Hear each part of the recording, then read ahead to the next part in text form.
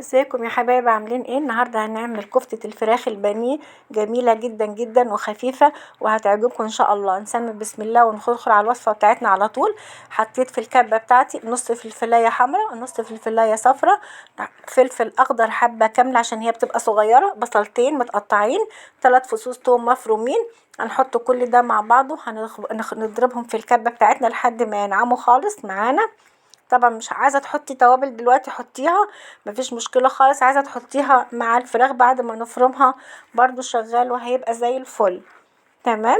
ابتديت ان انا اطحن الخضار بتاعي كله، البصل والفلفل الاخضر والفلفل الاحمر والفلفل الاخضر والخضره بتاعتي. حطيت كمان نص ربطه خضره مع الثوم. ابتديت ان انا اضربهم كويس اوي لحد ما نعموا، يعني ما نعموش اوي، فيهم سنة خشونة شوية. وكنت محضرة بولة وابتدي ان انا حاطه فيها مصفى، وهصفي الخضار بتاعنا تماما من المية عشان انا مش عايزة المية في الكفتة بتاعتي. تمام. هكون محضرة نص كيلو فراخ، صدور فراخ مقطعها مكعبات صغيرة.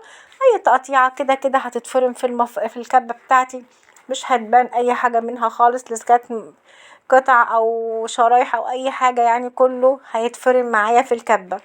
تمام. حطيت الفراخ بتاعتي في الكبة وهبتدي ان انا افرمها برضو لحد ما تنعم معايا خالص. لو عندك المفرمة فرميها، بس هي طبيعة الفراخ ما بتحتاجش مفرمة لان هي بتتفرم بخلاف اللحمة. حطيت مع الفراخ بتاعتي التوابل: ملح، كمون، فلفل، كزبرة، معلقة بودر صغيرة عشان تديكي هشاشة، معلقتين بقسماط مطحونين.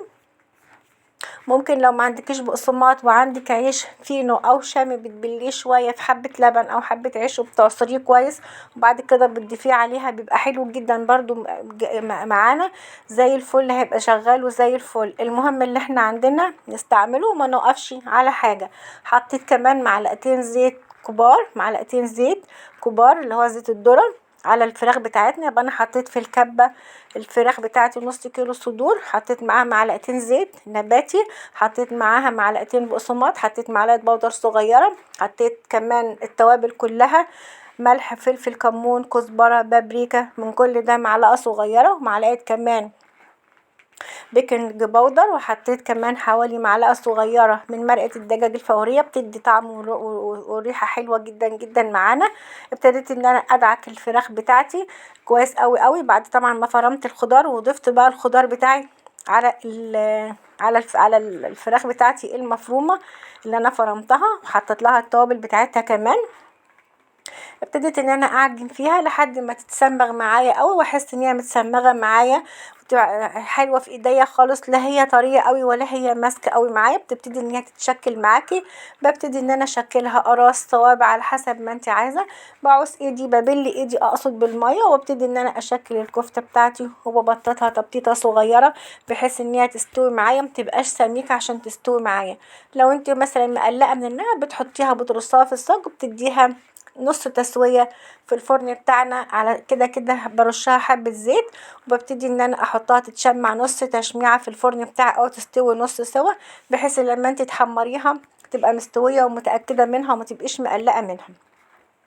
طبعا انت لو عايزه تفرزنيها بتفرزينها. طبعا احنا عارفين التفريز، بترصيها في صاج، وبين كل رقه ورقه او طبقه وطبقه بتحطي اكياس، وبعد كده لما بتبتدي تتجمد ببتدي اعبيها في اكياس على حسب العدد بتاعي، واطلع منها اللي انا عاوزاه. سهله جدا وبسيطه جدا ومع ذلك خفيفه. احنا طبعا الصيف داخل علينا، الحاجات دي بتبقى محببه جدا في الصيف، ما بنحبش الاكل التقيل عشان يبقى خفيف معانا. تمام. ببتدي اعملها اقراص صوابع اللي انت عاوزاه، تبقى حلو، بتشكلي على حسب ما انت عايزه. بتكوني بقى محضره الغلاف بتاعنا، زي ما انا خلصتها خلاص، خلصت الكميه بتاعتي كلها. بكون محضره بوله فيها دقيق مع رشة ملح وفلفل بسيطة جدا، وممكن برضو حبة اللي هو المرقة الفورية. بعد كده البيض والبقسماط، بفكك البيض بتاعي برضو بحبة مية او حبة لبن او حبة خل عشان يفك معاكي ومبقاش يبقى سهل معاكي واحنا بنغلف الكفتة بتاعتنا. بحطها في الدقيق وبعدين في البيض وبعدين في البقسماط، بتبقى حلوة جدا. طبعا بتخلصي الكمية بتاعتك كلها، وزي ما قلتلك بترصيها في صاج، وبين كل طبقة وطبقة بتحطي كيس بلاستيك. بعد كده لما بتتفرزن خالص ببتدي اعبيها، بتطلعي على حسب ما انت عايزة استعمالها لما نيجي ناكل منها او نعمل سندوتشات تبقى حلوة وظريفة جدا وخفيفة في نفس الوقت. تمام، ومغذية جدا. عايزة كمان اضافة ان انت كمان تبقى فيها قيمة غذائية كاملة قوي، بتضيفي لها بيضاية حلوة قوي، هتديكي برضو قيمة غذائية حلوة قوي للكفتة بتاعتنا البانيه بتاعتنا. تمام، بتخلصي الكمية بتاعتك كلها زي ما قلت لك هتفرزنيها. وزي ما قلت لك انا حطيت الخضار بتاعنا عبارة عن نص فلفلاية حمراء ونص فلفلاية صفراء وحباية كاملة من الفلفل الاخضر لان هو بيبقى صغير. حطيت 3 فصوص توم مفرومين، حطيت بصلتين كبار، طحنتهم كلهم في الكبة وبعد كده صفيتهم. بعد كده ركنت المية على جنب وابتديت ان انا احط الخضار على الفراخ بتاعتي اللي انا فرمتها برضو في الكبة بتاعتي مع التوابل ومع البقسماط ومع الزيت ومع مع البيكنج باودر. ابتديت ان انا ادعكهم كويس اوي، سمختهم كويس اوي. وبعد كده ابتديت ان انا اكون الكفر، احضر الكفر بتاعي اللي هو عبارة عن دقيق وبيض وبقسماط زي ما انت شايفة. وابتديت ان انا احمرها وبحمرها في زيت غزير شوية، وبتتاكل بألف هنا عليكم يا رب وسلام.